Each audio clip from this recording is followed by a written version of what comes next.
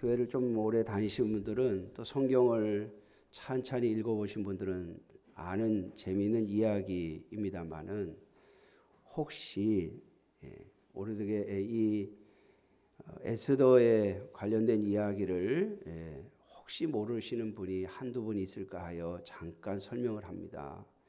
이스라엘이 멸망을 하고요. 이스라엘 백성들은 유단이라는 이름으로 이 바벨론 땅에 여러 곳에 흩어져 살게 됩니다. 그러는 가운데 세월이 50년, 60년 이렇게 지나갑니다. 자, 우리나라가 지금 대한민국이라는 나라로 독립을 한지, 일본으로부터 해방을 한지 지금 한 70년 됐나요? 74년? 그렇죠? 그러니까는 아득하잖아요. 그러니까 세월이 많이 지났어요. 다들 각자 자기들 나름대로 이 바벨론 땅에서 자리를 잡고 살아가게 됩니다.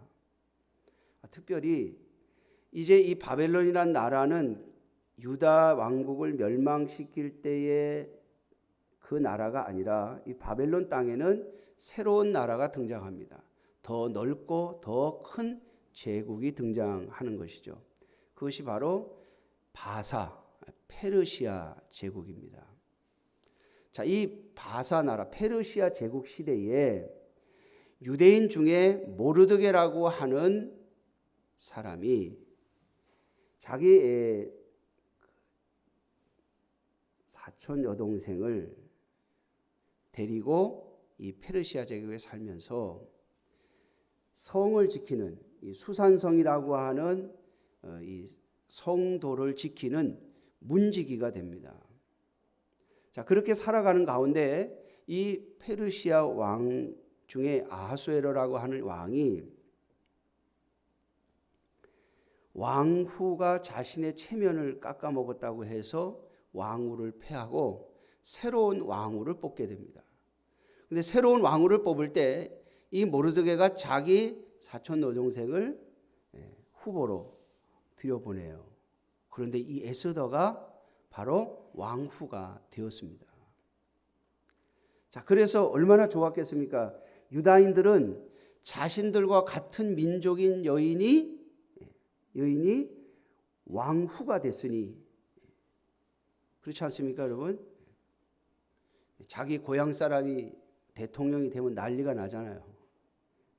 우리 수임리에서 만약에 국회의원이 한 사람 나온다 그러면 아마 수임리가 들썩들썩 할걸요. 그런데 여러분, 페르시아 제국의 왕후가 됐어요. 같은 유대인이. 얼마나 좋았겠어요. 자, 그런데 그렇게 살아가는 가운데 이 모르드게가 이 궁전문을 지키는, 궁궐문을 지키는 이 일을 하면서 하만이라고 하는 사람이 지나가는데 이 사람에게 절을 안 해요. 이 사람이 누군가 하면 왕이 데리고 있는 실권자 중에 1번입니다. 그러니까 아하수에로 왕이 가장 신임하는 그러한 신하인데 이 사람에게 머리를 숙이지 않습니다. 이유는 그가 아각 자손이기 때문입니다. 무슨 말인가 하면 아말렉 족속이기 때문이에요. 이 아각 사람들은 아말렉 족속의 후예들인데 하나님께서 하나님의 법에 옛날에 이스라엘 백성들이 가나안 땅을 향해 갈 때 이 아말렉 족속이 이스라엘 백성들을 가로막습니다. 그래서 아말렉 족속과 전쟁을 할 때 하나님이 그들을 이기게 하시면서 주신 말씀이 있습니다. 내가 아말렉과 영원히 싸울 것이다. 여러분, 하나님이 영원히 싸우신다라고 하면 뭐가 되는 거예요? 하나님의 원수가 되는 거죠.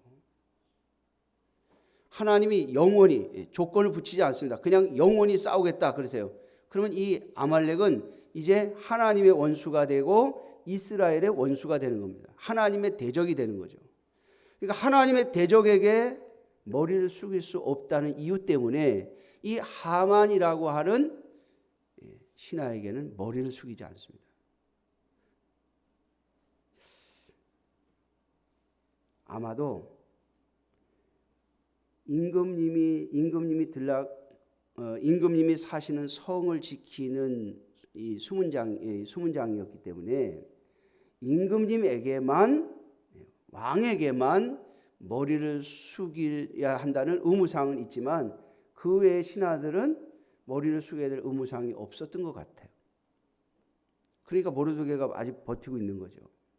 그런데 여러분, 꼭 규칙대로만 합니까? 하만의 눈에 볼 땐 다른 사람들은 다 자기에게 머리를 숙이는데 저 모르드게만 숙이지 않는 거예요. 그래서 알아본 겁니다. 도대체 쟤는 요즘으로 말하면 무슨 빽이 있어서, 그렇죠? 쟤는 무슨 빽이 있어서 나한테 머리를 안 숙이는 거야. 뒷조사를 좀 해봐라. 요즘엔 뒷조사하면 큰일 나죠. 막 뉴스에 나옵니다. 그런데 뭐 옛날에는 권력 쥔 사람이 다 하는 거니까. 알아봤더니 저 유다인인 거예요. 하만이 자기들도 뭐가 있겠어요? 역사적으로 뭔가 있을 거 아닙니까? 그래? 저런 괘씸한 저 유다인인 모르드게뿐만이 아니라 모르드게가 속한 그 민족 전체를 없애야 되겠다. 그렇게 마음을 먹은 거예요. 그러고 나서 왕에게 잘 보이고 또 왕의 마음을 좋게 하고 또 왕에게 많은 은을 바치면서 제가 왕이 허락 맡을 게 하나 있습니다. 뭐냐? 왕에게 전혀 도움이 되지 않는 민족이 하나 있는데 없애버리시면 좋겠습니다. 그래? 네가 볼 때 그러면 없애라. 도장을 딱 찍어준 거예요. 그런데 여러분, 이 페르시아 제국의 법은 왕이 한번 도장을 찍으면 왕 자신도 못 바꿉니다. 사실 좀 이래야 되는데 말이죠. 대통령이라도 자기가 말한 것은 자기가 꼭 지켜야 되는 그런 법이라도 좀 만들어줬으면 좋겠어요.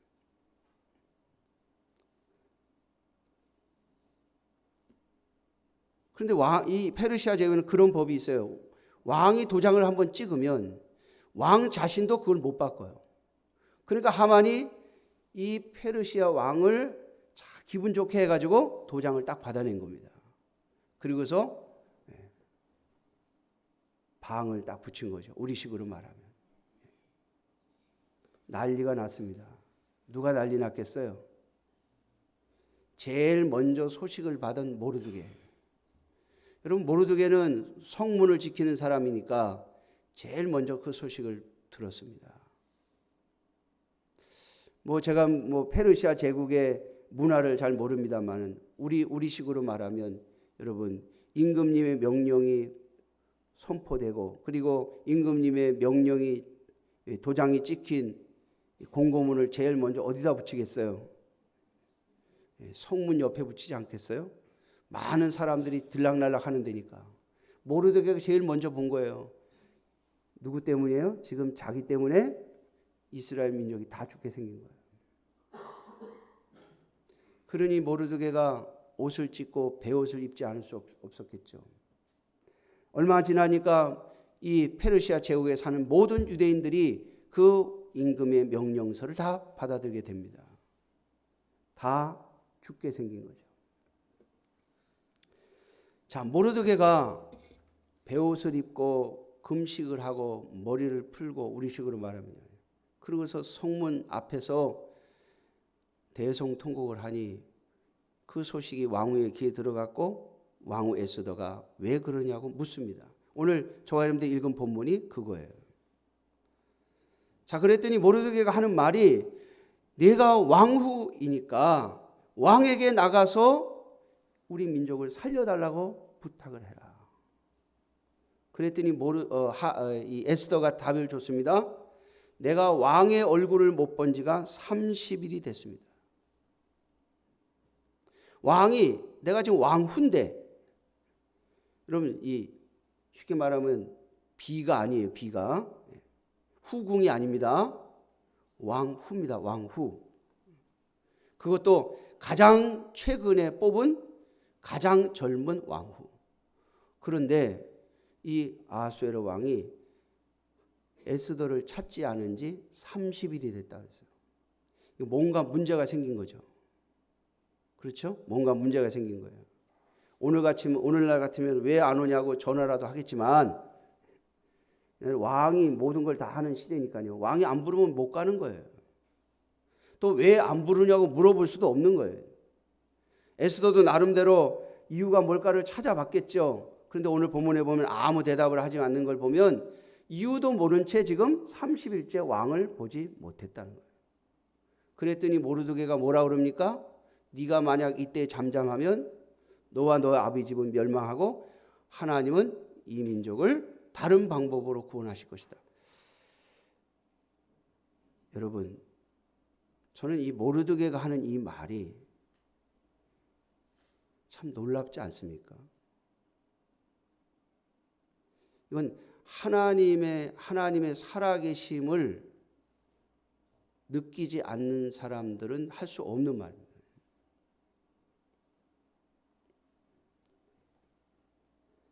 자, 에스더가 거기에 대해서 이제 답을 합니다.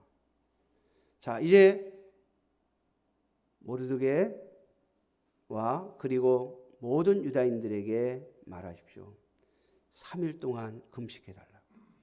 나도 3일 동안 금식을 하고 그리고 아하수엘 왕에게 나아가겠습니다. 그러면서 한 유명한 말이 있죠. 우리가 많은 분들이 알고 있는 말이죠. 한번 따라해 볼까요? 죽으면 죽으리이다. 이게 무슨 뜻이에요? 왕에게 나갔는데 왕이 금귤을 이 금으로 만든 왕의 이 쉽게 말하면 지휘봉이에요, 지휘봉.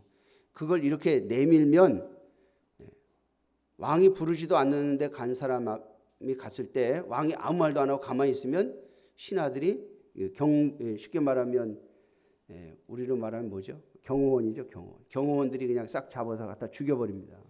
자, 그런데 왕이 금귤을 내밀면 왕의 이 지휘봉을 딱 내밀면 가서 그걸 만지고 살아납니다. 너 왜 왔느냐 이렇게 묻게 되는 거죠. 그런데 왕이 아무 말도 안 하면. 근데 에스더가 왕이 부르지 않은 지가 30일이 됐어요. 왕 얼굴을 못 봤습니다. 왕후가. 만약에 갔는데 왕이 내가 이유는 알 수 없지만 나를 외면해 버리면 내가 죽습니다. 만약에 가서 왕이 금귤을 내밀지 않는다면 나는 죽겠습니다. 그런 말이죠. 자, 사랑하는 성도 여러분, 그리고 3일을 금식한 후에 이 에스더가 왕에게 나아갑니다. 여러분, 이 3일 동안 에스더가 무슨 기도를 했을까요? 금식하면서 무슨 기도를 했을까요? 하나님 앞에 살려달라고 했을까요? 아니면 아하수엘 왕의 마음을 바꿔달라고 했을까요?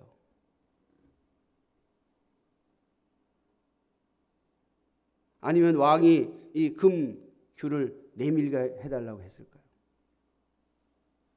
뭐 어떤 내용을 기도했는지 모르지만은 분명히 에스더는 하나님 앞에 유다 민족을 살려달라고 기도했을 겁니다. 왜? 마지막 목적이 그거잖아요. 금귤은 내밀었는데 내가 도장 찍었으니까 안 돼. 이러면 다 죽는 거예요. 자기는 살지 모르지만. 그렇지 않습니까? 또 왕 앞에 가서 살려주세요라고 했을 때 왕이 안 돼. 그러면 그것도 죽는 거예요. 궁극적인 목표는 유다 민족을 하나님 살려달라는 것이었습니다. 그리고 그 기도는 우리가 에스더서를 다 읽어보면 하나님께서 그 기도를 응답해 주십니다. 참 기가 막힌 방법으로 하나님 응답을 하시는데 에스더를 읽어보면 여러분 상황을요 하나님이 이렇게 확 뒤집으세요. 그리고 그 중간의 내용을 보면 천국과 지옥을 왔다 갔다 합니다. 그래서 에스더서는 많은 사람들이 읽고 재밌어하는 하나의 무슨 소설책 같아요. 요즘으로 말하면 아주 극적인 드라마 같아요. 여러분 요즘 드라마들 보면 제가 최근엔 드라마를 잘 안 보는데 왜냐하면 패턴이 똑같거든요. 주인공이 둘 나오는데 하나는 착하고 하나는 악해. 그 악한 주인공이 처음에는 뭐 잘 돼요. 뭐 속이고 뭐 해도 잘 돼. 그러다가 마지막에 가서 확 뒤집어져요. 뭐 출생의 비밀이든지 아니면 무슨 뭐 갑자기 뭐 상황이 바뀌어가지고 뭐 교통사고가 안 되든지 하여튼 뭐 암이 걸린다든지 하여튼 확 뒤집어져가지고 그거 보느라고 저거 언제 뒤집어지나 그러고서 그거 보다가 이제 딱 뒤집어지면 갑자기 기분이 확 좋아지죠. 그거 뒤집어지기 전까지는 막 뻔히 알아요. 알면서도 괜히 그거 저거 안 뒤집어지면 어떡하나 막 이러면서. 여러분 에스더서를 보면 이 확 뒤집어지는 것 때문에 사람들이 굉장히 좋아요. 그런데 오늘 저는 여러분들에게 이 뒤집어지는 이야기를 하려는 게 아니에요. 이미 우린 뒤집어졌다는 얘기를 알고 저도 또 하나님이 역전의 하나님이라고 에스더서를 가지고 제가 설교한 적도 있어요.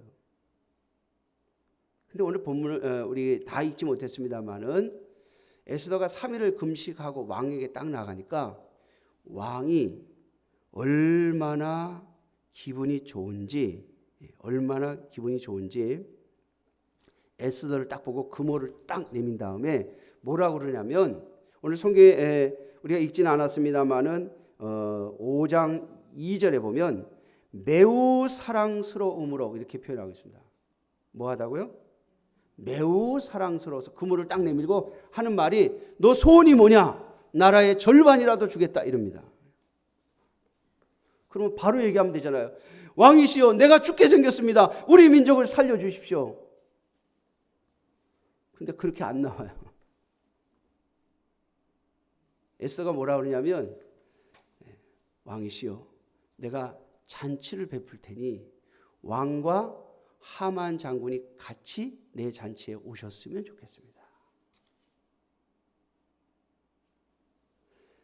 자, 그리고 난 다음에 여러분 에스더가 잔치를 벌입니다. 왕이 그 잔치에 참여하고 나서 너무 기분이 좋아서 또 묻습니다. 너 소원이 뭐냐? 내가 나라의 절반이라도 잘라주겠다. 그럽니다. 근데 이제 우리가 이건 이제 잘 알아들어야 되는데요. 제가 원래 이 뭐랄까 농담을 잘 안 하는 성격이라 저는 그냥 말한 대로 고지고대로 듣는 그 습성이 있어요. 그러니까 여러분들이 저한테 이렇게 농담 같은 얘기를 하시려고 그러면은 해놓고 꼭 농담이라고 얘기를 해주셔야 돼요. 안 해주면 저는 그런 줄 알아요. 나라의 절반이라도 주겠다는데 여러분 정말 나라의 절반 주십시오 그러면 좋겠어요? 옛날에 저희 이거 줬다고 그런 마음이라고 저는 생각했어요. 근데 저도 이제 나이가 먹어서 그런지 이게 정말 줬을까? 달라 그랬으면 야 아무리 내가 그렇게 말했다 그랬지 나라의 절반을 달라 그래 정말? 너 지금 나하고 맘먹자는 얘기야? 아마 그러지 않았겠어요? 페르시아 왕이요. 그러니까 이 표현은 정말 내가 네 소원을 들어주고 싶다는 그런 표현이죠. 근데 여기에다가 딱 대답을 하면 되는데 에스더가 뭐라 그러냐면 왕이시여 정말 제 소원을 들어주고 싶은 마음이 있으시면 내일 잔치를 할 테니까 다시 한번 와주십시오 이럽니다. 여러분 저는 이 본문을 보면서 그런 생각을 했어요. 에스더가 하나님 앞에 3일 동안 금식 기도하면서 하나님 내가 만약 아하수엘 왕에게 나아갔을 때 왕이 금호를 내밀면 살고 안 내밀면 죽습니다. 그러니까 이 금호를 내밀게 해달라고도 기도했겠죠. 그런데 거기서 끝나지 않았다는 거예요. 만약 하나님께서 내 기도에 응답하신다면 다시 말하면 금호를 내밀어서 내가 왕에게 나아가서 말할 수 있는 기회가 된다면 그때는 어떻게 할 건가? 그냥 붙잡고 울면서 매달릴까? 아니면 그동안의 자초지종을 다 적어가지고 그걸 가서 왕에게 보여주면서 이야기를 할까?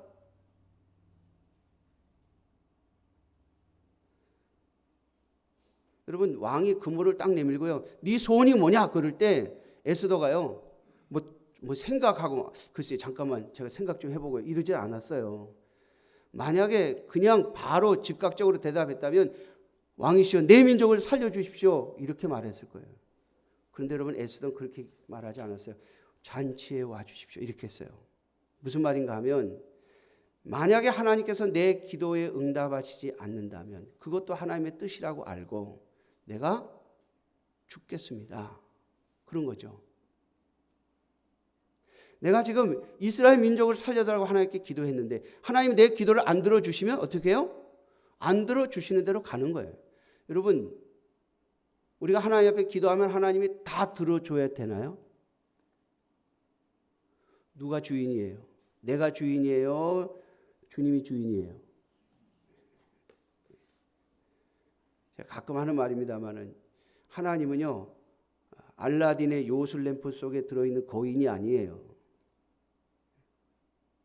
뭐 램프 비비면 썩 나와갖고 주인님 소원이 무엇입니까? 이렇게 물어보는 그런 존재가 아니라고요. 하나님은 우리가 기도했을 때 하나님이 원하시면 응답하시는 거고 하나님의 뜻이 아니면 응답 안 하실 수도 있어요. 그게 하나님이에요. 우리도 마찬가지잖아요. 우리가 내 상사가 있든지 아니면 나의 지도자가 있든지 가서 내가 이러이러하니까 이렇게 하려고 그러니까 이렇게 해 주십시오. 근데 좋아 할 수도 있고 안 돼 라고도 할 수도 있고 또 기다려 할 수도 있는 거죠. 하여튼 만약에 이게 나가는 게 근데 목숨을 걸고 나가는 거거든요. 그 말이 나오면 말할 기회가 있는 거고 그 말이 안 나오면 그냥 그 자리에서 죽는 거예요. 쉽게 갈 일이 아니죠. 그런데 기도해보고 에스더가 내린 결론이 가자라고 한 거예요. 그리고 모르드게에게 말한 거예요. 만약에 내가 나아갔는데 하나님이 응답을 안 하시면 내가 죽겠습니다. 그 각오로 갑니다. 그리고 가면서 그냥 아무 생각 없이 간 게 아니라 만일 하나님께서 내 목숨을 살려서 아수르 왕에게 말할 기회를 주신다면 나는 이렇게 해야 되겠다. 그 계획을 여러분 3일 동안 기도하면서 간 거예요. 오늘 저와 여러분들이 하나님 앞에 무엇을 달라고 기도하고 하나님 앞에 내 소원을 들어달라고 하나님 내 문제가 이렇습니다. 내 어려움이 이렇습니다. 내 상황이 이렇습니다. 라고 하나님 앞에 기도하고 응답을 구할 때 만약 그 기도의 내용이 내가 하나님 앞에 구하는 것이 하나님의 뜻에 어긋나지 않고 또 하나님의 말씀에 어긋나지 않고 또 하나님께서 주시는 응답이 있고 또 내 욕심이 아니라면 하나님께서 그 기도에 응답하셨을 때 내가 어떻게 할 건가를 기도하면서 준비해야 돼요. 많은 성도들이 하나님 앞에 달라고만 하지 그 다음에 자기는 뭘 할 건가 생각을 안 해요. 아무 생각 없이 달라고만 하는 거예요. 하나님께. 그러니 하나님이 주셔도 하나님이 주신 줄을 못 알아차리는 겁니다. 에스더는 하나님 앞에 이스라엘 민족을 유다 민족을 살려달라고 기도하면서 만일 내가 왕에게 대답할 기회를 하나님이 나에게 주신다면 이건 왕이 주는 게 아니에요. 누가 주는 거예요? 하나님이 주시는 거예요. 기도의 응답이니까. 하나님이 그 기회를 나에게 주신다면 나는 이렇게 해야 되겠다. 하나님이 허락하시지 않으면 다른 방법을 찾든지 만약 방법을 찾을 길이 없이 내 생명을 거두어 가신다면 그것 또한 하나님의 뜻이니 받아들이겠지만 만일 하나님이 내 기도를 들으시고 응답하신다면 그 다음엔 내가 어떻게 할 건가를 미리 다 준비해가지고 간 거예요. 어쩌면 첫 번째 잔치만 생각을 했는지도 모르죠. 그러나 적어도 그 첫 번째 잔치는 기도하면서 준비해가지고 간 거예요. 두 번째로 보면 왕이 2번이나 말하고 있습니다. 나라의 절반이라도 주겠다고. 근데 에스더가요 뭐라 그럽니까? 아무 말도 안 하고 왕이여 나를 좋게 여기시면 내일 한 번 더 와주십시오. 내일 말씀드리겠습니다. 그래요. 자, 이것은 하나님께서 그 상황에서 주신 지혜인지 아니면 자신이 하나님이 이미 기도할 때 세운 계획인지는 성경에 명확하지 않지만 여러분 하나님께서는요 우리의 기도의 응답을 들으실 때 우리가 기도하면서 내가 할 수 있는 일은 무엇인가를 생각하고 준비하고 가면 하나님이 그 다음을 준비하고 계시다는 것을 아셔야 해요. 그런데 우리는 아무 생각도 아무 준비도 없이 무작정 달라고만 하거든요. 저는 저희 아버님이 참 선하신 분이셔서, 저희 아버님도 죄인입니다마는 자식에게만큼은 선해요. 그래서 제가 저희 아버님한테 뭘 달라고 해서 거절 받아본 적은 없어요. 그래서 달라고 할 때요, 그냥 무작정 달라고 안 합니다. 꼭 계획서를 가지고 가요. 머릿속에 넣고 가요. 아버지에게, 아버지가 이해할 수 있도록, 아버지가 납득할 수 있도록 설명을 하고 그 다음에 달라고 그래요. 여러분, 하물며 인간도 그런데 하나님 앞에 우리가 무엇을 달라고 하면서 아무런 계획도 없이 아무런 생각도 없이 무작정 달라고 하면 되겠습니까? 그건 하나님을 잡신으로 여기는 거예요. 여러분, 하나님은 인격의 하나님이라고 그랬죠.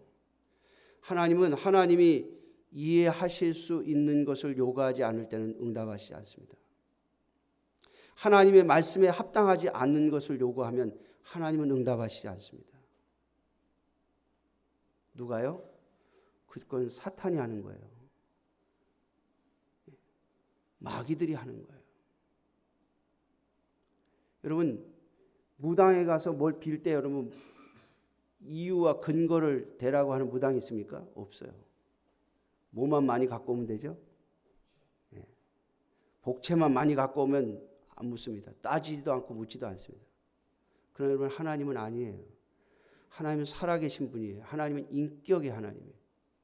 우리가 하나님 앞에 무엇을 구할 때는 계획서를 가지고 있어야 됩니다. 오늘 이 에스더 아무 생각 없이 그냥 왕에게 나아간 게 아니에요. 만일 하나님께서 응답하시면 내가 왕에게 무엇을 요구하고, 그리고 내가 왕에게 어떻게 이 민족을 살려달라고 얘기를 할까? 그 계획을 가지고 간 것입니다. 저는 이 두 번째, 내가 내일 또 잔치를 열 테니까 그때 말씀을 드리겠습니다라고 한 거는, 이건 진행하는 과정 속에서 하나님이 주신 지혜가 아닌가 하는 생각이 제가 들어요. 왜냐하면 그 하루 사이에 첫 번째 잔치와 두 번째 잔치가 이틀 연속 열리는데, 그 하루 사이에 주로 잔치가 언제 하죠? 보통 저녁 식사 때 많이 하죠. 저녁 식사 때 하루 일과를 마치고, 그러니까 첫 번째 날 저녁에 잔치를 했는데 돌아갈 때 내일 다시 와주십시오라고 했거든요. 그리고 그 다음 날 이제 왕에게 저 하만이 나를 죽이려고 합니다. 내 민족을 죽이려고 합니다라고 해서 왕이 그 하만을 죽이는 역사가 벌어져요. 근데 그 하루 사이에 무슨 일이 벌어졌는가 하면, 왕이요 그날 잔치를 하고 술도 먹었을 거 아닙니까? 근데 잠이 안 오는 거예요. 밤새도록 잠이 안 오는 거예요. 하도 잠이 안 오니까, 여러분 잠이 안 오면 뭐 읽으면 잠이 와요? 어떤 분들은 성경 읽으면 잠이 온다는 분이 있어요. 부흥강사 목사님들이 성경이 수면제냐 그러잖아요. 하여튼 잠이 안 오니까 이 왕궁 일기라도 좀 갖고 와서 읽어봐라 그럽니다. 그런데 하필이면 그 서기관이 왕궁 일기를 딱 펼쳐서 읽는데, 모르드게가 왕을 죽이려고 하는 모함, 반역자들을 고발해서 그들을 잡아가지고 왕의 생명을 건져준 역사가 있었어요. 고기를 읽는 거예요. 고기를. 그걸 읽고 왕이 갑자기, 야 근데 그 모르드게라고 하는 수문장에게 상 준 게 있냐? 이렇게 물어봅니다. 아무 상도 안 줬는데요. 야, 그럴 수가 있냐? 자, 그런데 딱 그 시간에 왕이 밖에 누가 있느냐 이렇게 묻습니다. 하만이 딱 대기하고 있는 거예요. 하만이 들어오니까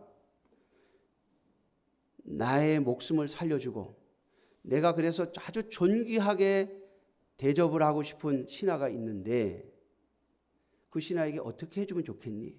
이렇게 묻습니다. 그랬더니 하만이 하는 말이 자기인 줄 착각을 하고요.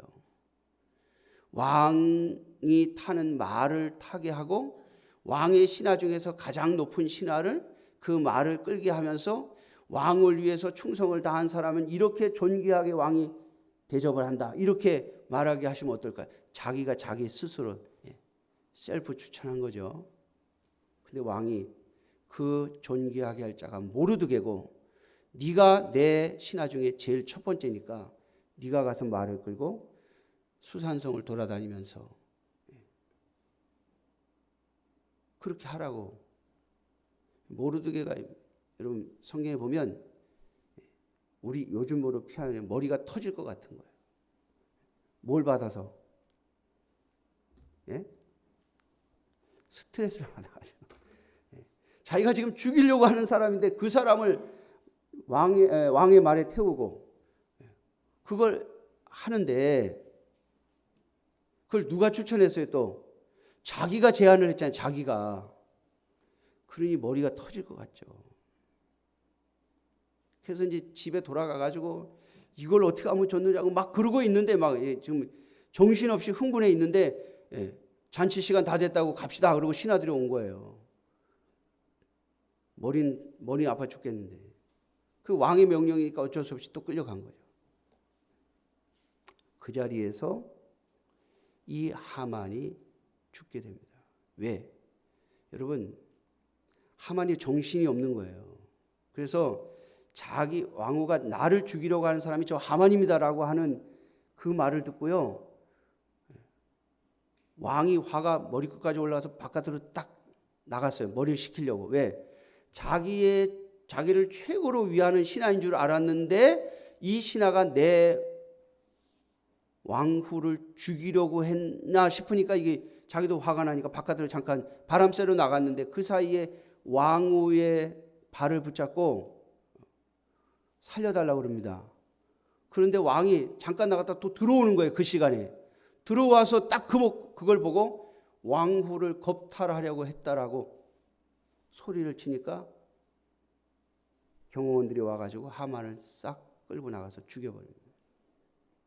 결국에는 가뒀다가 나중에 죽이게 되죠.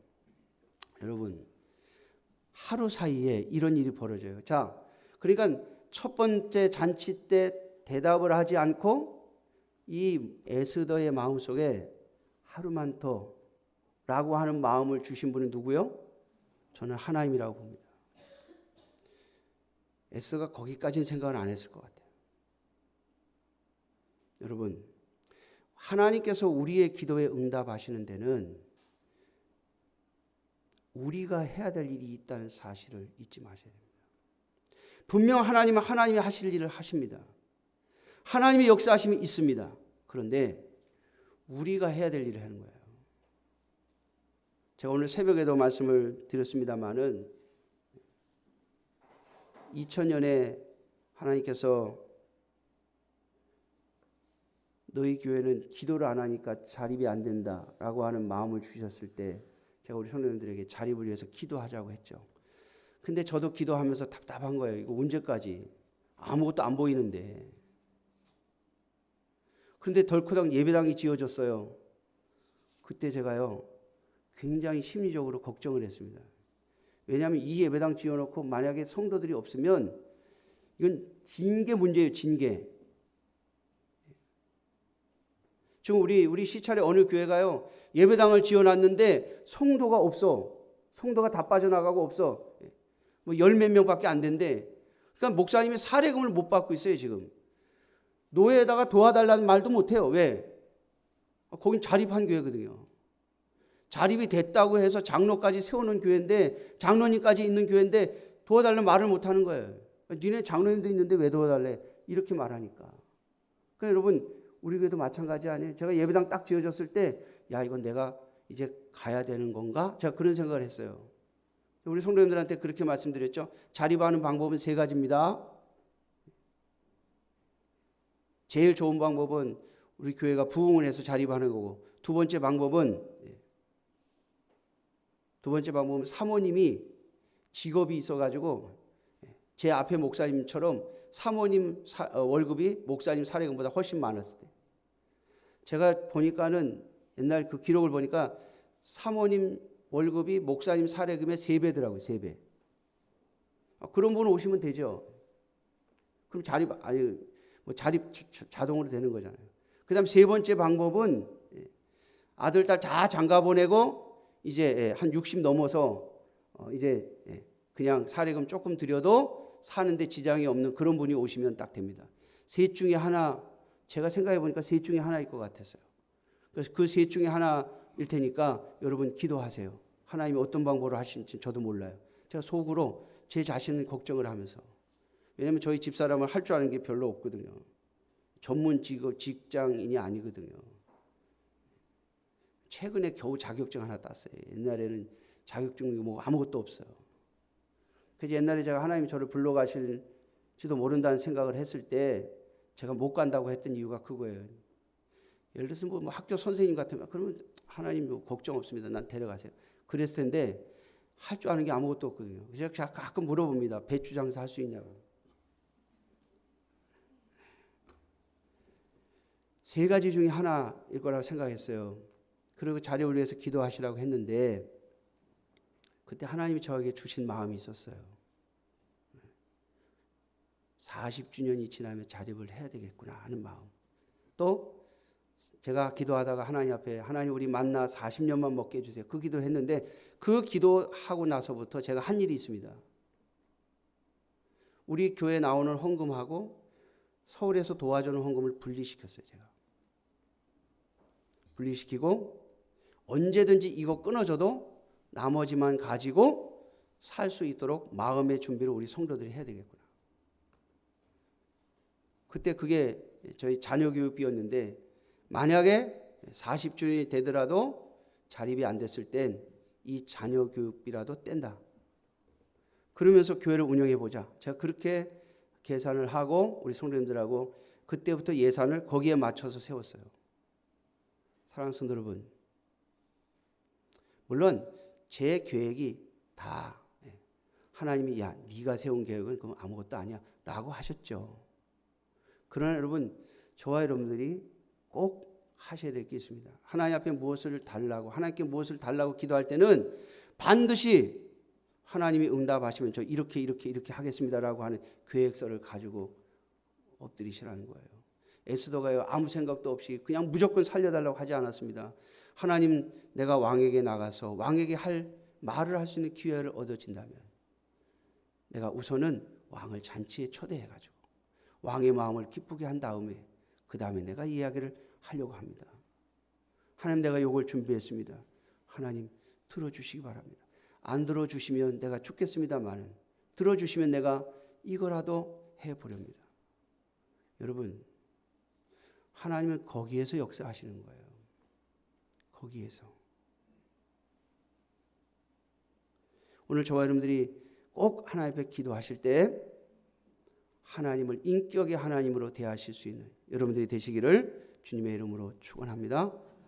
하나님께 그저 일방적으로 말하지 말고 하나님의 역사하심만 일방적으로 기다리지 말고 하나님 나에게 이렇게 응답하시면 내가 이렇게 하려고 합니다.